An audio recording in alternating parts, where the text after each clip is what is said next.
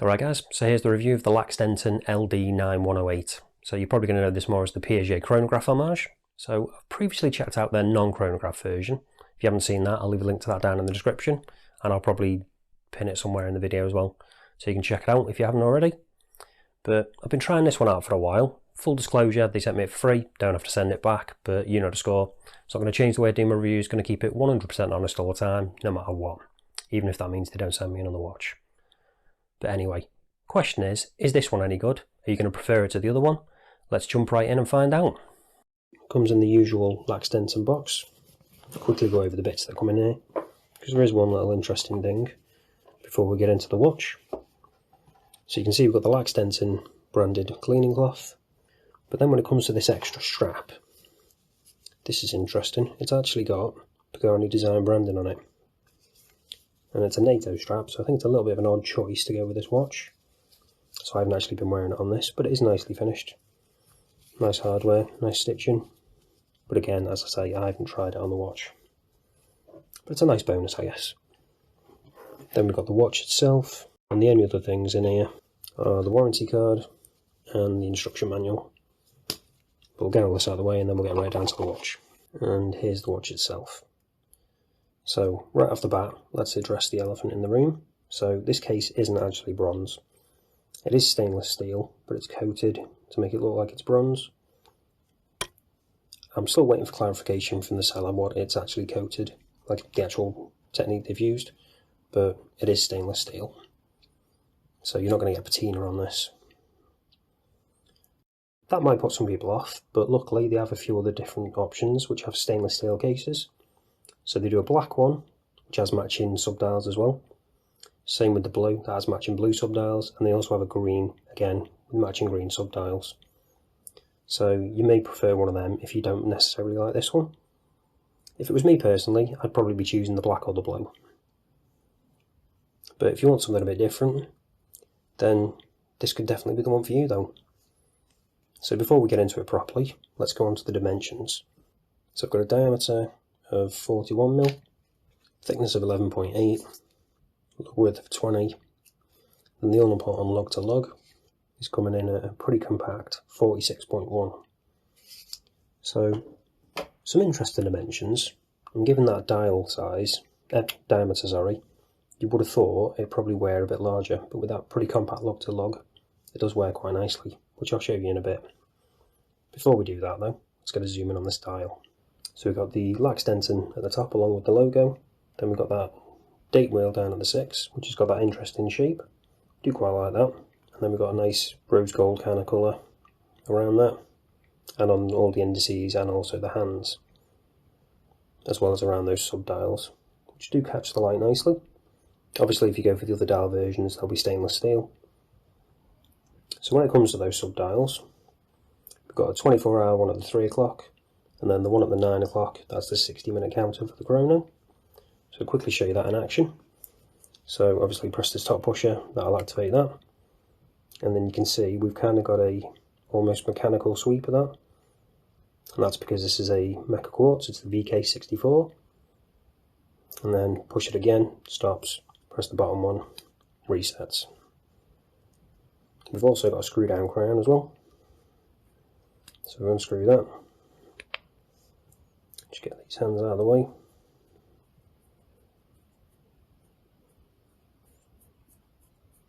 Now you can see the date wheel just turned over anyway.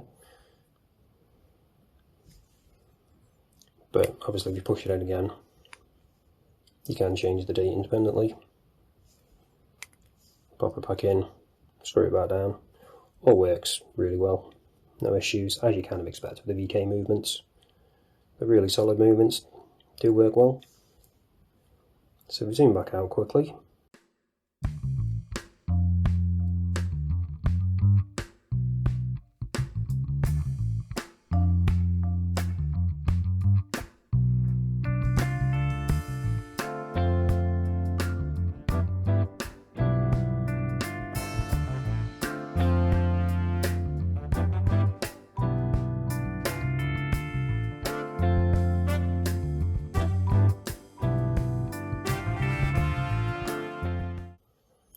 So when it comes to the buckle, Unfortunately with this one, although it is branded, it isn't actually the same case, same colour as the case or the indices or anything, which is a little disappointing. So it's a butterfly style clasp. So you've got double pushers, and it pops out. Now, if we quickly zoom in on this case back, this is pretty interesting. So, I don't really know why they've done this, but you can see we've got an almost San Martin-esque style shark on this, which is an interesting choice, especially with this not actually being a dive watch.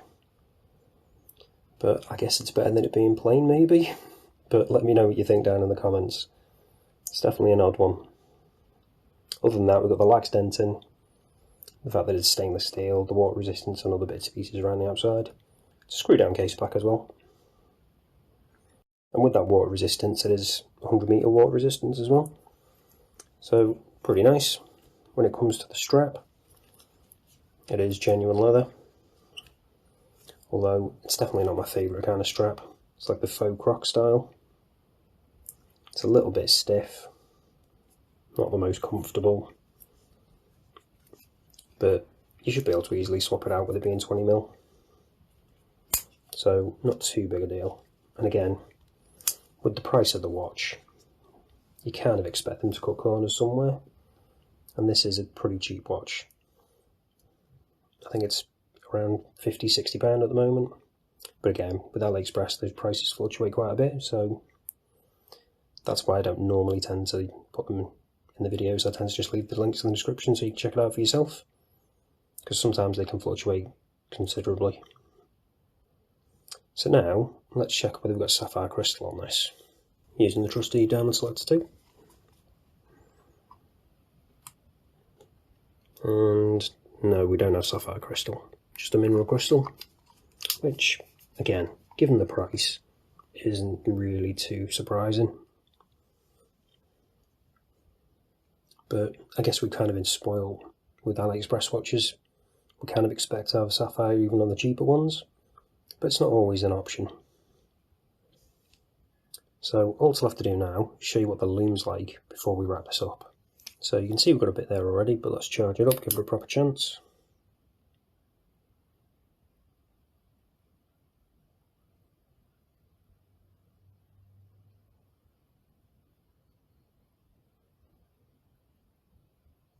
And there we go. So initially, it's actually pretty good, but it does fade pretty quickly. So again, you can see they've cut a little bit there, but that's one of the places you tend to see cost cutting straight away, the loom. So it might actually be appearing a bit brighter on screen here than it actually is in real life. Which again, as I've said in previous recent videos, my new camera is actually showing it slightly brighter than it actually appears, whereas my previous one did the opposite.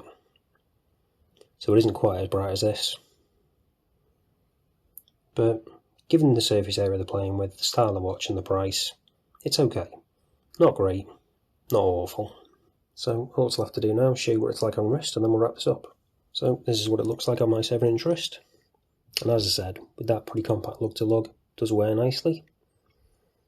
Again, this isn't the colour I'd have gone for. If I was getting it for myself, I'd probably go for the black or the blue.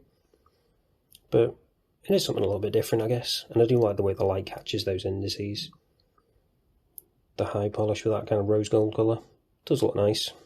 It's mainly just the case I'm not overly keen on. I would have preferred stainless steel. But again, if this is something you're interested in, you want something a bit different, this might fit the bill. But I'd definitely be swapping out the strap if you do. It's definitely not a great strap. Not the comfiest, and again, faux croc, I'm just not really keen on. But if you swap it out for another strap, I think it could really work well, if this is the kind of thing you're after. So, is it a great watch? No, but for the price, it's a good one.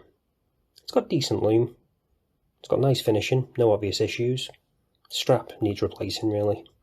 But other than that, rock solid movement with a VK64. And all coming in at a price that's really reasonable, around £50–60, as I say at the time of filming. So, let me know what you think. Do you like this colour? Would you go for one of the others? Or is this just not your kind of thing at all? But that's it for this one, guys. Thanks for watching, and I'll see you in the next one.